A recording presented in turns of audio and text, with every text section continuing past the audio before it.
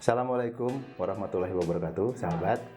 Kembali bertemu dengan saya. Hari ini pembahasannya akan sangat berbeda.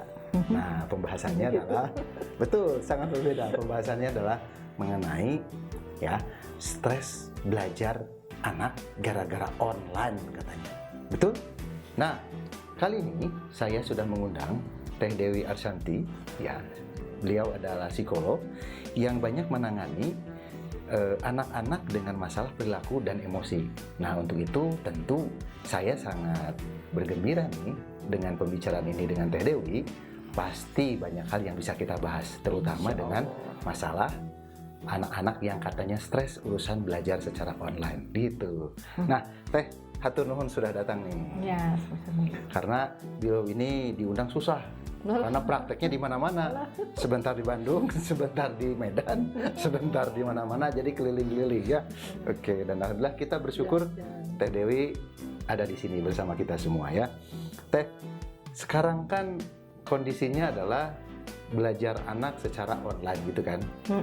Nah, terus banyak juga cerita teman-teman saya, anaknya mogok belajar, ada yang nangis-nangis sebelum belajar, kemudian tidak hanya nangis-nangis, ada yang ngamuk-ngamuk dan sebagainya. Nah, itu seolah-olah seperti anak stres katanya gitu ya. Menurut mereka, ini anak saya stres gara-gara belajar online. Nah, menurut Teh Dewi gimana nih Teh? Iya. Mungkin kalau yang ngamuk-ngamuk mah anak-anak yang lebih kecil merennya. Oh, ngamuk anak kecil, oke. Kalau yang udah gede mah meren kabur weh. Ngeri sama ya. Ya, sebetulnya gini kan kalau pada anak-anak kan secara umum sekarang itu mengalami perubahan pola belajar sebetulnya gitu ya. Nah, segala sesuatu yang berubah itu kan memang menyebabkan ketidaknyamanan gitu. Okay. Jadi yang awalnya kalau belajar berkumpul dengan teman-teman gitu ya, ada ibu guru di depan gitu, dan barangkali cara ibu guru menyampaikan jauh lebih sabar mungkin gitu ya daripada orang tua di rumah gitu. Jadi perubahan-perubahan ini yang sepertinya memang mempengaruhi perubahan perilaku anak gitu. Terus yang kedua, buat anak biasanya belajar itu kan di sekolah. Anak belajar di sekolah, ya kan? Karena kita juga kan yang mengkondisikan seperti itu biasanya. Iya, gitu ya. Anak sekolah gitu ya. Gitu ya, belajar itu di sekolah. Kalau di rumah, jangankan pada masa pandemi, hari-hari biasa aja untuk mengerjakan PR kan memang belum semua anak juga mampu mengerjakan secara mandiri. Ya, bukan hanya anak SD kelas 1, kelas 2, anak-anak di kelas yang lebih besar pun kendalanya kadang-kadang masih sama. Nah, sekarang dengan berubahnya lingkungan belajar, cara belajar, kayak gitu ya, semua mungkin dilakukan di rumah. Tentunya itu menjadi problematika sendiri bagi orang tua yang memang biasanya kalau urusan belajar anak-anak dikirim ke sekolah gitu kan. Kalau di rumah kadang-kadang orang tua juga nggak mampu untuk mengarahkan anak kerjain PR. Baik, nah perilaku anak-anak nih sekarang jadi seperti itu. Jadi tanda petik ya, anak-anak stres nih selama berbulan-bulan ini belajar secara online gitu kan. Nah, dan itu pun terjadi di banyak anak, tidak satu anak mungkin gitu Teh. Itu gimana nih? Iya, kalau anak itu pada umumnya sih kalau yang saya tahu ya, terutama ketika menangani klien atau ketika melihat anak-anak sendiri, kalau stres sih sebetulnya mereka tuh nggak terlalu banyak lah yang mengalami stres. Anak gitu. Tidak terlalu banyak ya mengalami stres ya? Paling mereka tuh bosen. Oh, bosen. Gitu ya, bosan. Nah, perilaku ini bisa saja perilaku menolak karena bosan? Iya, gitu. Dan kan begini, jadi kita bayangkan mereka harus mengubah setting psikologis. Betul. Belajar di rumah. Sementara selama ini di rumah itu adalah tempat beristirahat, tempat bermain, tempat dia santai-santai dengan orang tuanya. Dan sekarang harus nongkrongin monitor. Sekarang dia harus nongkrongin monitor, dia harus belajar di rumah. Itu kan sebetulnya buat anak juga merubah mindset psikologisnya kan, gitu ya. Betul. Nah, jadi anak kewalahan, orang tua juga kewalahan. Nah, biasanya stres lebih disebabkan karena kita kurang memahami apa yang dirasakan oleh anak, dan pada akhirnya kita ada tuntutan dari sekolah, ya kita ngejarin tuntutan dari sekolah gitu. Oh, Jadi mungkin gitu ya teman-teman. Jadi mungkin stres anak itu justru gara-gara orang tuanya, maksudnya gitu. ya ada tuntutan lingkungan dengan kondisi mereka tuh yang nggak sama. Yang tidak sama. Stres itu kan kalau tuntutannya terlalu berlebihan ya. Berlebihan, betul, gitu, betul. gitu. Jadi kalau misalnya mereka dikasih kesempatan nih untuk menyesuaikan diri, Ya. gitu. Orang tua maupun guru sama-sama memahami gitu. Ini ada perubahan situasi Ya. yang mengakibatkan perubahan psikologis. Betul. Saya kira guru-guru juga kan mengalami hal yang sama, orang tua juga mengalami hal yang sama. Tapi kita tidak memberikan kesempatan pada diri kita sendiri maupun pada anak-anak gitu untuk menyesuaikan diri dulu. Lalu kemudian masuklah dengan pembelajaran. Atau mungkin ada waktu buat nyusahin diri tapi terlalu pendek. Terlalu pendek. Kayak gitu ya. Jadi yang ada kalau belajar di rumah adalah duduk manis, lihat Ya. monitor, harus Seperti di seperti sekolah. di sekolah. Gitu. Terus Padahal ada kan PR, situasinya beda. ada tugas harus dikerjakan. Anak harus nurut. Ya, gitu. Akhirnya anak ngamuk. Iya. Situasinya kan berbeda. Situasi berbeda. Situasi berbeda. Itu satu ya dari sisi anak ya. Nah. Belum lagi dari sisi orang tua. Gitu. Jadi selama ini kan memang pendidikan di kita itu ngejarnya itu ke skor ya. Oh. Nilai skor gitu. Jadi ada kekhawatiran dari orang tua kalau misalnya anak tidak menuntaskan pembelajarannya hari ini maka akan berdampak ke nilai. Ke nilai. Gitu. Setelah itu maksudnya setelah itu orang tua neken terus ya. iya gitu. Jadi Nah, karena kekhawatiran orang tua sebetulnya gitu. Kan kalau selama ini kan yang terjadi orang tua khawatir. Kemudian anak diajarkan di rumah, Betul. gitu ya, diserahkan ke sekolah. Waktu di sekolah anak nggak bisa kan orang tua nggak lihat ya.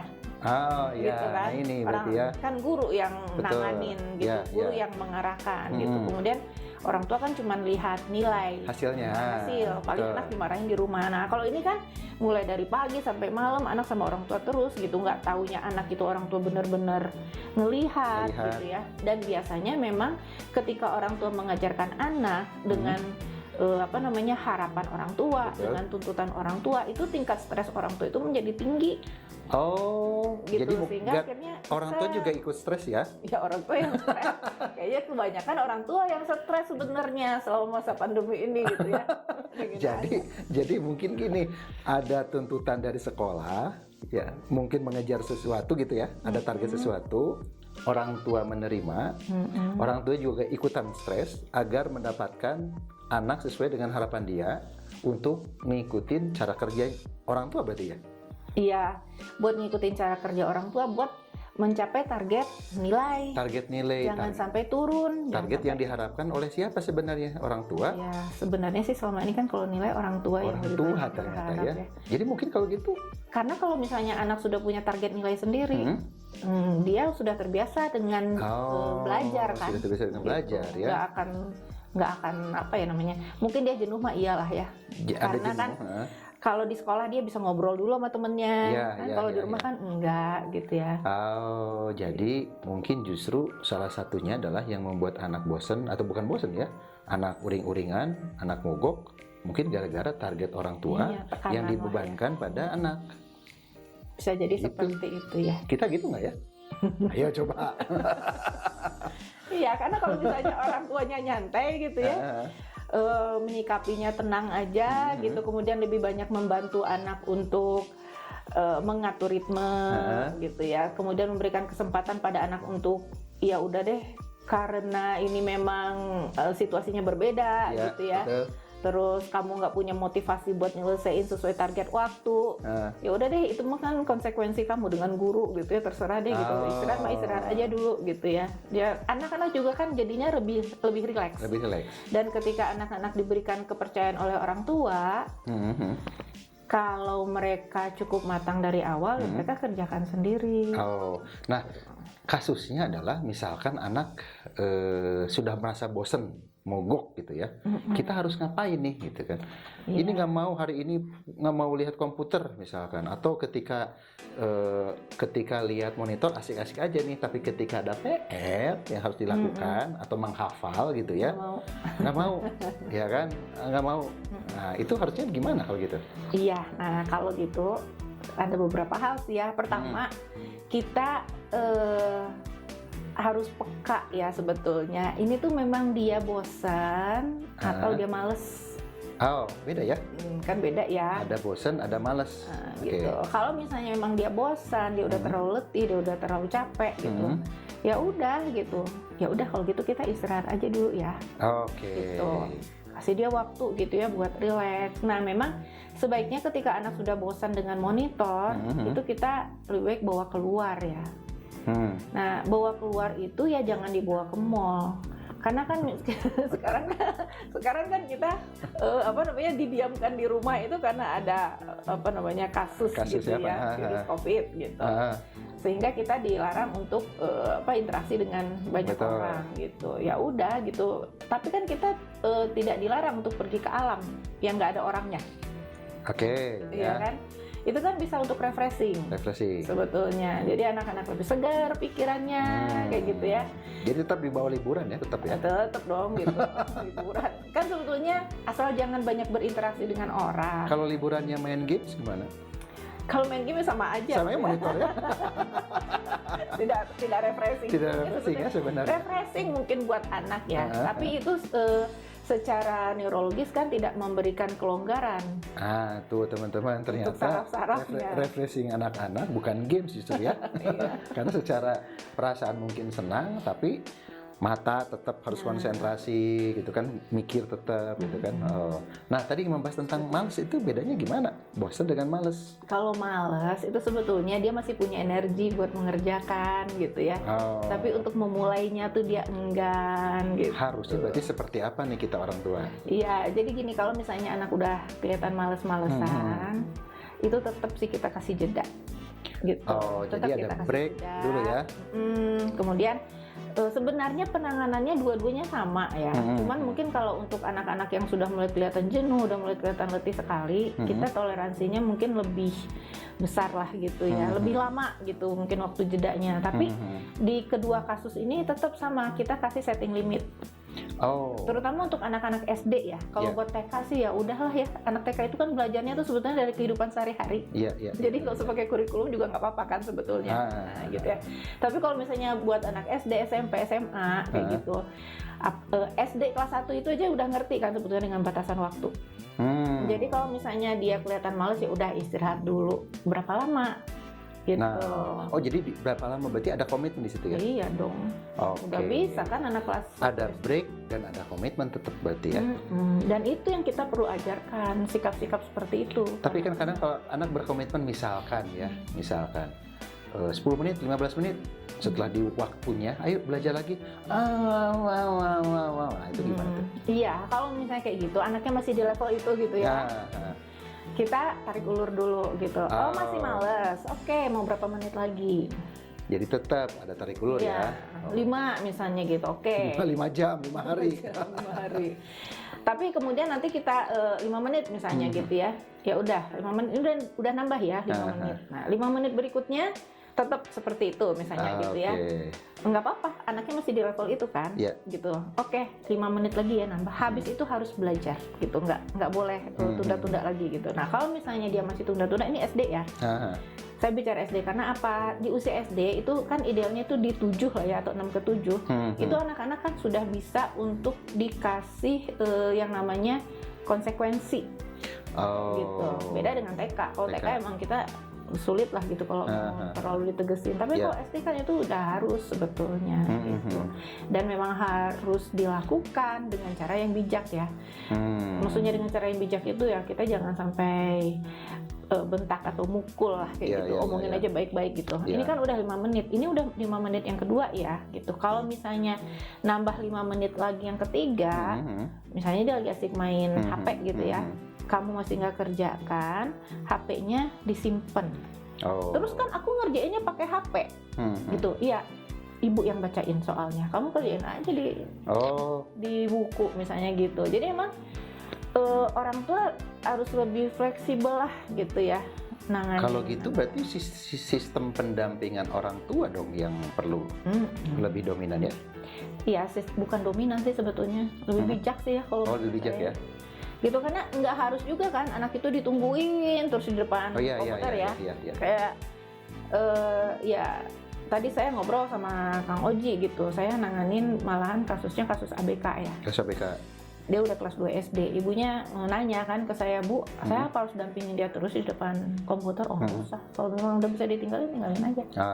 Lihat aja dari jauh gitu, toh ada gurunya di depan dia gitu kan.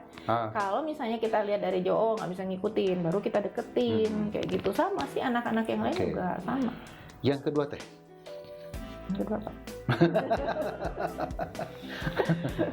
Yang kedua apa? Ayo yang tadi. Lagi pertamanya apa ya? Kasihkan ngobrol. Jadi penanganan anak kan beda-beda, gitu ya. Nah, kemudian kalau anak mogok dan lain-lainnya, ya misalkan mogok, kemudian marah-marah, gitu kan. Nah, karena perlu dipahami kan tadi ya, dipahami. Berarti tadi ada didampingi dan fleksibel, ya kan. Setelah itu apa lagi yang perlu dilakukan orang tua? Saya sebagai orang tua. Ya, saya tuh mikir lah. Ya, jadi sebetulnya begini, yang perlu orang tua lakukan gitu ya selama mendampingi anak belajar itu lebih ke mengajarkan mereka cara belajar yang tepat untuk dia itu apa sih sebetulnya. Mengajarkan anak cara belajar yang tepat. Cara belajar yang sesuai buat anak ya. Cara belajar sesuai dengan anak. Kayak misalnya ini memang perlu pengamatan dari orang tua. Artinya ya orang tua perlu menunggu lah gitu ya. Memang dengan sistem pendidikan kita yang terstandarisasi selama ini gitu ya. Sekolah dari jam 8 sampai jam 12. Nah, betul. Artinya semua anak harus siap belajar dari jam 8 sampai jam 12. Padahal kan ada anak-anak yang jam on-nya itu setelah jam 12 ternyata. Gitu. Jam tayangnya ya. Jam tayangnya gitu. Jadi antara jam 8 sampai jam 12 itu dia masih masih main, masih apa gitu kan ya. Beda-beda kan anak-anak itu jamnya. Orang tua perlu jadi untuk selama masa-masa anak dengan kita ini ya kita amatin anak itu baru bisa fokus belajar itu di jam berapa, mungkin bukan di jam 8, mungkin di jam 10 gitu ya, setelah dia dapat sarapan kedua gitu. Mungkin juga di jam 9 setelah dia main-main dulu gitu. Nah terus kita juga perlu tahu nih jam on anak itu atau jam dia bisa fokus itu setelah dia melakukan apa dulu. Nah jadi memang masa-masa anak banyak di rumah bersama kita seperti sekarang supaya anak-anak tidak stres dan kita juga nggak stres gitu ya dengan tuntutan belajar dari sekolah, coba diambil kesempatan ini untuk mendampingi anak mengenali dirinya sendiri, mengenali kebutuhan-kebutuhan belajarnya gitu. Dan tidak terlalu fokus pada pencapaian skor sekolah karena sebetulnya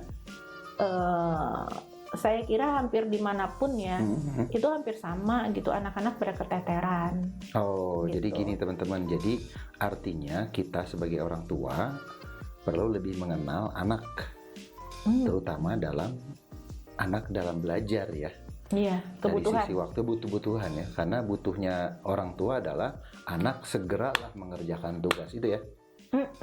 Tapi anak butuhnya adalah situasi yang berbeda, waktunya juga berbeda, dan itu perlu dikenali oleh kita sebagai orang tua gitu begitu. Iya, kalau saya sih gini ya, pandemi ini kan, kalau ini disebut pandemi ya.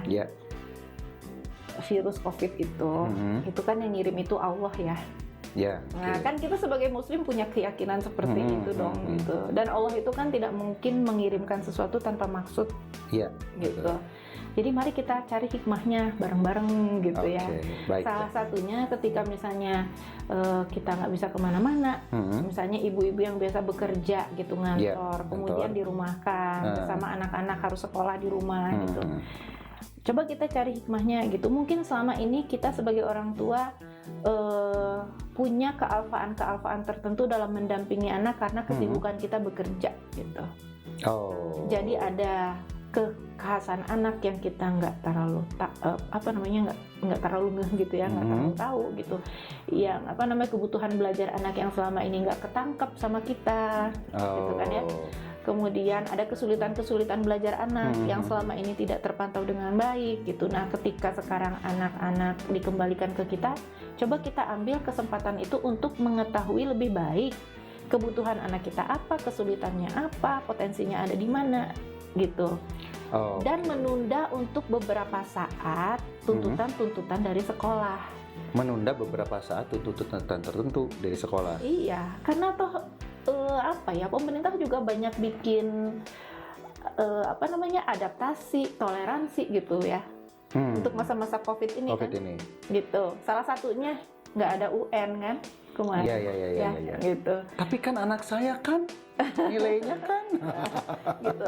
Dan ketika tidak ada UN, yang beruntung itu adalah anak-anak yang sudah stabil dari dia kelas-kelas sebelumnya gitu. Artinya apa gitu? Anak-anak yang diuntungkan adalah anak-anak yang sudah mempunyai keterampilan belajar yang baik gitu, bukan anak-anak yang digeder untuk mencapai nilai kan seperti itu gitu. Itu teman-teman. Jadi memang yang perlu kita persiapkan sebetulnya adalah kematangan belajar anak gitu ya, apalagi kalau jangan bicara tentang SMP SMA lah ya, mungkin udah sulit banget ya. Kita bicara yang SD aja nih gitu ya. Betul. Nah, SD itu ya nggak tahu ya, saya bersyukur banget SD itu 6 tahun. Gitu. Jadi antara anak mempersiapkan diri untuk belajar dengan dia siap lepas landas itu waktunya itu lama. Gitu. Jadi memang ideal lah gitu ya, antara peralihan dia TK, kemudian dia masuk SD gitu, kemudian dia mempersiapkan diri untuk tugas-tugas yang lebih berat di SMP, itu waktunya tuh sebetulnya panjang cukup ideal. Apalagi ada yang SD-nya 7 tahun ya. Lebih panjang lagi ya. Lebih panjang lagi. Itu benar-benar kalau orang tuanya mempersiapkan dengan cara yang benar, asik banget tuh. Gitu, tapi masalahnya bukan itu ya. Tapi kadang-kadang tetap kan yang dikejar tuh nilai gitu ya. Gitu. Jadi memang paradigma kita itu banyaknya dinilai gitu, sehingga kadang-kadang ada keterampilan-keterampilan yang harusnya anak miliki itu nggak berkembang. Gitu, sayang kan ya. Gitu, padahal coba kalau kita kembangkan kemampuannya dan kita lupakanlah dulu nilai-nilai sekolah itu gitu ya. Anak kita akan menjadi seseorang gitu. Nah, itu yang banyak miss ya. Mungkin informasi-informasi seperti itu. Baik teman-teman, tak terasa ini waktu ya. Tadinya saya ingin menggali lebih banyak tentang stres anak, tapi kalau pembicaraan ini mengarahnya justru ke stres orang tua kayaknya ya. Iya, jadi tuntutan. Jadi anak-anak itu sebenarnya bukan bentuk stres, tapi barangkali ini adalah bentuk bosan, bentuk protes mungkin Teh Dewi ya. Iya, adaptasi juga juga dari tuntutan-tuntutan orang tua yang menginginkan anaknya sesuai dengan harapan dia untuk mencapai skor tertentu di sekolahnya. Padahal di masa pandemi ini justru yang diharapkan adalah sistem pendampingan orang tua terhadap anak, yaitu apa? Yaitu perhatian orang tua ketika anak belajar lebih banyak, sehingga orang tua lebih banyak mengenali kebutuhan anak dan proses belajar anak yang efektif bagi dia, karena tentu belum tentu efektif bagi kita, tapi justru lah itu kekhasannya anak. Itu begitu ya? Iya, paling nanti kan akan ada pertanyaan lebih lanjut. Terus kalau orang tuanya sendiri stres gimana? Nah, gitu ya. Mungkin pembahasan setelah ini saya. Baik teman-teman, terima kasih sudah mengikuti. Mudah-mudahan apa-apa yang kita bahas di sini, meskipun ini obrolan yang sangat sederhana, tapi bermanfaat untuk kita semua. Terima kasih sudah mengikuti kami selama sekian menit. Demikian. Assalamualaikum warahmatullahi wabarakatuh. Waalaikumsalam. Terima kasih Teh Dewi. Warahmatullahi wabarakatuh.